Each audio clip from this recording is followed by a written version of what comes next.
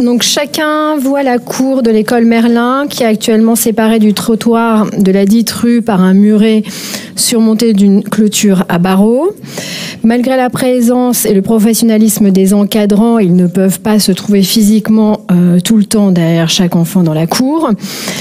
Les interactions sont possibles et avérées entre les enfants dans la cour et les personnes extérieures à l'école. Et si ces interactions sont pour la plupart du temps plutôt bienveillantes, ce caractère ne peut être garanti a priori dans 100% des cas.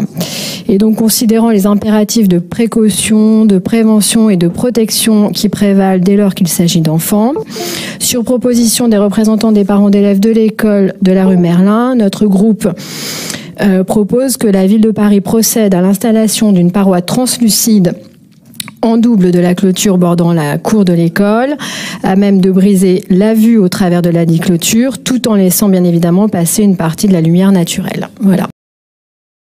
Donc, on connaît tous la rénovation de la cour de l'école Merlin et sa transformation en cour oasis de très bonne facture, la présence d'arbres au sein de cette cour, mais dont on sait que la couverture sera insuffisante pour assurer la présence d'ombre avant de nombreuses années.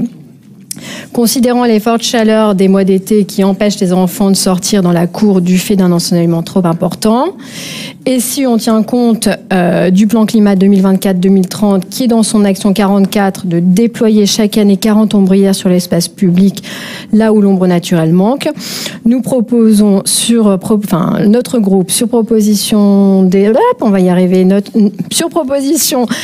représentants des parents d'élèves de l'école, notre groupe propose que la ville procède à l'installation d'une ombrière rétractable au-dessus d'une partie de la cour de l'école de la rue Merlin, afin de pouvoir laisser passer la lumière naturelle les jours de faible ensoleillement, comme on a pu le constater aujourd'hui, et apporter une ombre suffisante les jours de fort ensoleillement. Je vous remercie.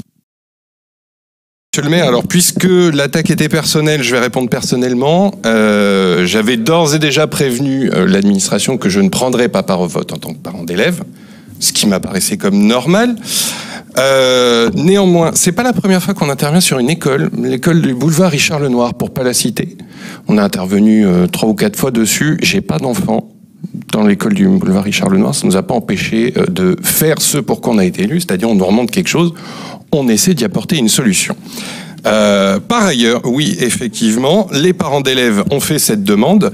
Effectivement, la ville de Paris le saurait si ses représentants n'avaient pas séché tous les conseils d'école de ces 4 dernières années, chose au sujet duquel, effectivement, vous avez été contacté par email, monsieur le maire.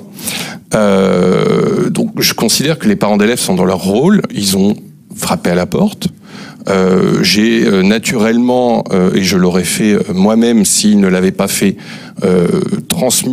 ils ont naturellement transmis les projets de vœux au directeur d'école, puisque c'est sa responsabilité, directeur d'école, ce qui est parfaitement normal, qui n'a, cet email m'a été transmis, rien trouvé à y redire dans le cadre de son obligation de réserve de fonctionnaire d'État, ce qui est parfaitement normal et parfaitement compréhensible. Donc, effectivement, ces vœux, après avoir reçu l'aval de l'ensemble des représentants de parents d'élèves, pas seulement mon épouse, l'ensemble, après avoir reçu un non-veto du directeur d'école, ont été déposés en conseil d'arrondissement, ce qui m'apparaît comme parfaitement normal. Donc, comme Aurore le disait, oui, ce vœu sera maintenu, et comme je l'avais annoncé à l'avance, tant pour ce vœu-ci que pour le vœu suivant, je ne prendrai pas part au vote.